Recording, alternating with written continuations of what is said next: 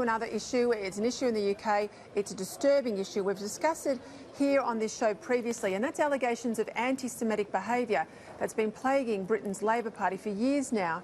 And last night, the party's poor response to this reprehensible conduct came to a head with a very disappointing response.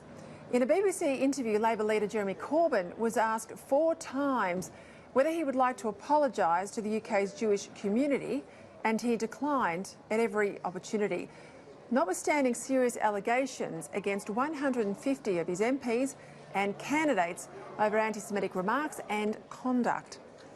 After the interview, even members of Corbyn's own party called on him to apologise, with Labor's Shadow Defence Secretary Nia Griffith saying the party's handling of this issue, or non-handling as the case might be, she said is a shame on us. It's also prompted the UK's chief rabbi to enter the political fray, saying an overwhelming majority of Britain's Jews are gripped by anxiety about Corbyn's possible election as PM. Joining me now is Executive Director of the Australia, Israel and Jewish Affairs Council, Dr. Colin Rubenstein. Colin, this is, well, it's been going on for months and months and months inside the Labor Party. There's been talk that it's not as bad, and there's been discussion about how they mitigate the public perception. But it can't get more damning than that when you have the would-be putative Prime Minister sit there on a BBC interview and be offered 4 times a chance to correct the record and decline every time. Anti-Semitism, arguably, is at the heart of Labor today. Yes, unfortunately, that's all too true. And the problem is that Jeremy Corbyn, after he assumed the leadership in 2015, has been party to what's now become regarded as institutionalised anti-Semitism within the British Labor Party.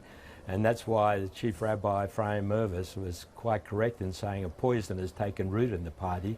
And it's all to do with the failure to deal with this insidious hatred within the party. As you say, there are 150 cases, over 1,000 incidents of anti-Semitism within the party, not taken seriously, not being dealt with, to the point where the UK Equality and Human Rights Commission, the independent body on racism, has set up an inquiry to deal with anti-Semitism in the British Labor Party.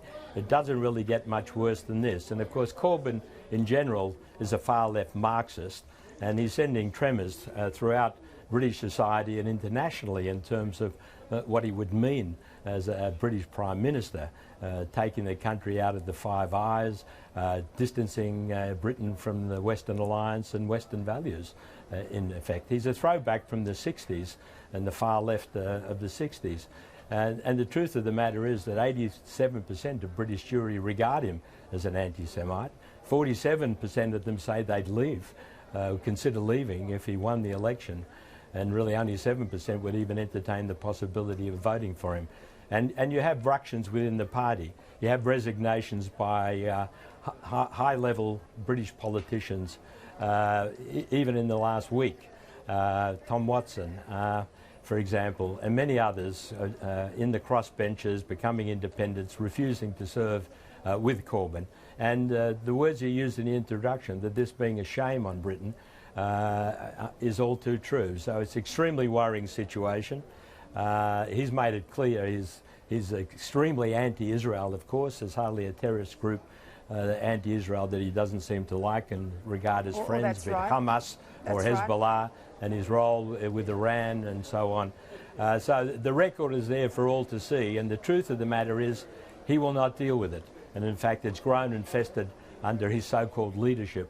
And until, of course, that leadership is something in the past, any chance of dealing with this insidious cancer within the party will be impossible to do so successfully.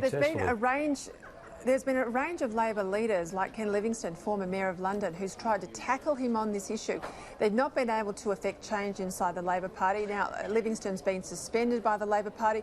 There's others, as I said before, the Shadow Defence Minister, she would be the Defence Minister if they were to win the election, has to come out there and say this is a shame on the Labor Party. There are Labor members leaving in droves.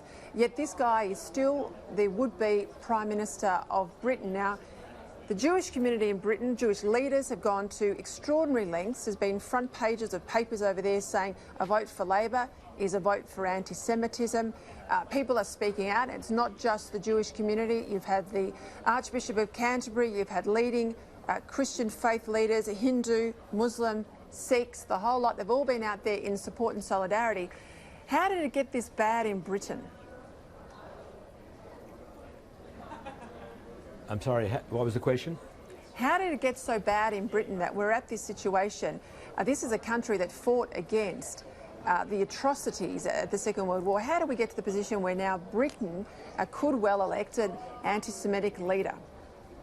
Well, I mean, the roots of modern anti-Semitism, you know, globally, even in this country, are obviously from the traditional far right, and all the tropes of Jewish power and illegitimacy and so on, unfortunately gaining currency, and those elements are there. But it's a threat from the far left, and we see that embodied in Corbyn and his supporters, which is the cutting edge of modern left-wing anti-Semitism, often disguised as a form of just anti-Zionism. And of course, in many formulations of that anti-Zionism, it's inherently anti-Semitic. And of course, there's jihadist anti-Semitism, Islamist strands of anti-Semitism, which are all too obvious. A combination of those, the failure to deal with them successfully over the years, the change of election of Labor Party leadership, which allowed in, you know, so many of these elements into the British Labor Party, which has changed its character. How do you reverse that? Because the real problem here is not only have the fringes come to the centre in the form of purveying this anti-Semitism, but the leadership sees in many ways it hasn't affected their popularity. And in fact, the people who are protesting are the ones more often than not who are being vilified. So we have a really entrenched and difficult problem here. And it's up to the mainstream leadership of society, be it British, Australian or anywhere else, to condemn this extremism, this bigotry and racism, and in this case in particular the anti-Semitism, and for society to fashion the mechanisms to deal with it. Thanks for your time tonight, Colin Rubenstein. It can't go unchallenged. This is why we're highlighting it here tonight. Quick break, coming back. I've got a panel, discussion on the drought and a whole lot more. You're watching Fredland on Sky News Live.